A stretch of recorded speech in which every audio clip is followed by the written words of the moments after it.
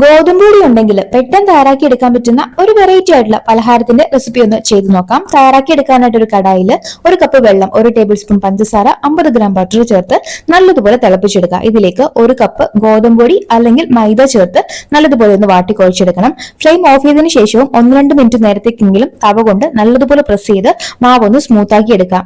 ഇനി ഇതിൽ ചൂടാറിയതിനു ശേഷം 2 കോഴിമുട്ടയും 1 സ്പൂൺ വാനില എസൻസും കൂടെ ചേർത്ത് നന്നായി ഒന്ന് മിക്സ് ചെയ്തെടുക്കണം. നല്ലതുപോലെ സ്മൂത്ത് ആയിട്ട് വന്നു കഴിഞ്ഞാൽ മാവ് പൈപ്പിംഗ് ബാഗിലേക്ക് മാറ്റാം. ഈ ഒരു പലഹാരം നമുക്ക് ഇഷ്ടമുള്ള ഷേപ്പിൽ റെഡിയാക്കി എടുക്കാവുന്നതാണ്. ബട്ടർ പേപ്പറിൽ അല്പം ഓയിലിന് സ്പ്രെഡ് ചെയ്തതിനു ശേഷം ഇതുപോലെ ഒന്ന് ഷേപ്പ് ആക്കി എടുക്കുന്നുണ്ട്. ഇനി പൈപ്പിംഗ് ബാഗ് ഇല്ലാന്നുണ്ടെങ്കിൽ നമ്മുടെ സേവനാഴിയിൽ ഒന്ന് റെഡിയാക്കി എടുക്കാവുന്നതാണ്.